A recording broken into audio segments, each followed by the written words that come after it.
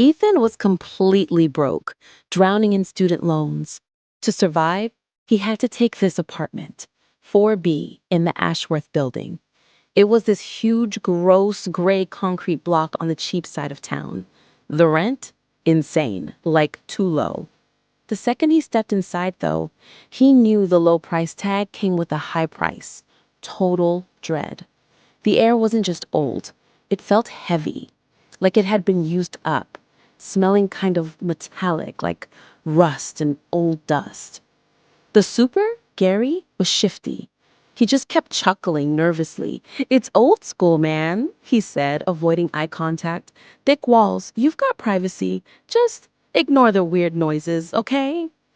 Ethan, being the typical engineering student, tried to logically explain the constant deep chill with math, but the building was having none of it. It just felt heavier than physics should allow, totally weighted down by bad vibes.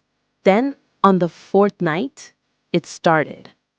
Dead silence was broken by this faint, repeating sound. Screak, screak, screak. It sounded like something hard, maybe rusty metal, just dragging slowly across the wall. It was coming right from behind his bed. He totally freaked and slammed his fist on the plaster. The noise didn't just stop, it sucked back, instantly.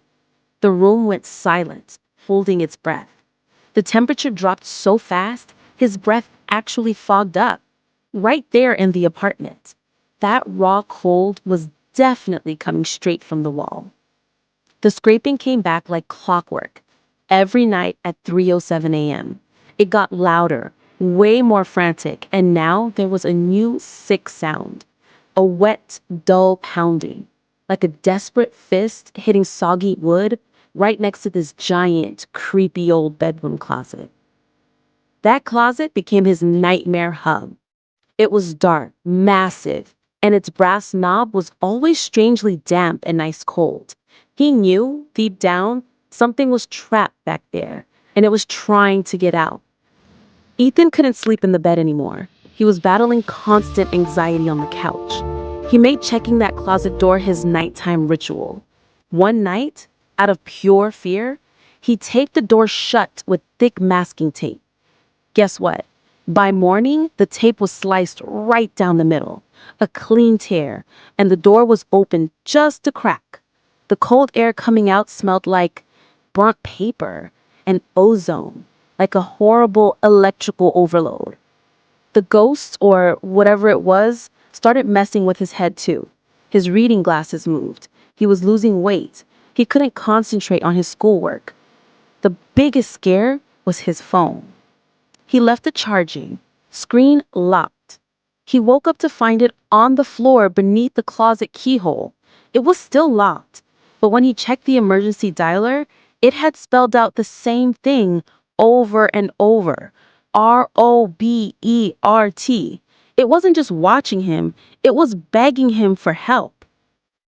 That name, R.O.B.E.R.T., got to him. He was terrified, but he felt like he owed the guy something.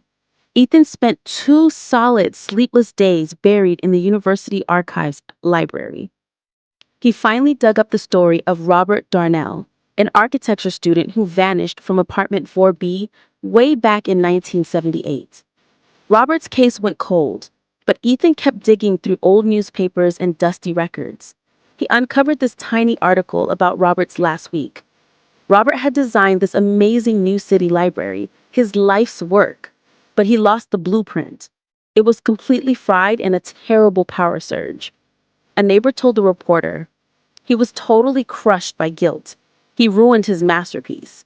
He just started tearing at the walls, screaming he had to find that blueprint. That was the huge aha moment. Robert wasn't a monster. He was a guy trapped by one massive professional regret. The screak, screak, screak wasn't a threat. It was just Robert, desperately trying to claw his way back to fix the one thing that broke him. Ethan realized Robert hadn't been trying to scare him off. He'd been trying to get his name out there, pleading for help. Ethan went back into the bedroom for the last time. No running away. He brought an old pencil and some blank graph paper, the stuff architects use. The cold hit him like a wall. He could see his breath hover again. The closet went nuts. The scraping and pounding were deafening. The brass knob spun so fast it looked like it was going to fly right off the door. He stood firm. He didn't open the door. "Robert," he yelled, his voice shaking. "It's okay. I know who you are. I know about the library." Instant silence. That silence was heavier and scarier than all the noise. "I can finish it for you," he whispered, his throat tight. "You don't have to scratch. You don't have to be trapped. I can help you finish it." A low, awful gasping sound, all wet and weak, squeezed through the bottom gap. The air shimmered, and the wood of the door started to visibly buckle. "I can finish it for you," he repeated. He started sketching a difficult structural detail he knew from Robert's old notes. He felt a weird, ice-cold spike of energy flow right through his drawing hand, like Robert was helping him guide the pencil. Every line he drew was a huge release. As he worked, the knob slowly, finally turned back and clicked into place. The arm wasn't coming out to scratch anymore. A thin, sickly arm covered in damp, papery skin just shot out of the cavity and slammed flat on the inside of the door, then slid down the wood. It was a gesture of total, exhausted surrender. The voice was hollow and shattered. "It failed me. Finish it now." It was weak, not evil. Ethan finished the final line, his heart going crazy. He slid the completed modern blueprint under the door. "It's done, Robert. You're free. Go." He backed out, closed the door gently, and waited. A full minute of heavy silence passed. Then he heard it. A single, faint, tired sigh, followed by the distant sound of something heavy dropping far away, like a massive weight finally being lifted. The debilitating cold vanished instantly. The apartment felt clean and normal for the first time. He opened the bedroom door. The closet was sealed, the brass knob calm. The gouges in the back panel were just normal old wood now. The only thing left on the floor was the grid paper, completely blank. Robert took the blueprint and, most importantly, his decades-long regret. Ethan quit the Ashworth right then. He took the financial hit, found a bright, normal apartment, and never looked back. His engineering mind was finally satisfied.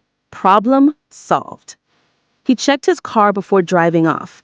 The creepy bone key was gone, but on his passenger seat was a crisp, folded $100 bill and a tiny carved wooden charm, a smooth piece of ash shaped like a perfect library roof. A thank you note from beyond the grave. The biggest lesson from Ethan's insane real-life horror show isn't that ghosts are just boogeymen. It's that sometimes a haunting is just a cry for help. Robert wasn't trying to hurt Ethan. He was just lost and stuck in his own failure. Ethan survived because he used empathy and had the guts to look past the terror to see the broken person inside. Remember to always try to see the hidden pain. Hey, if you guys like this story about finding humanity in the terrifying unknown, you know what to do. Smash that like button and subscribe to the channel. We've got more reality-based, chilling horror stories coming your way every week.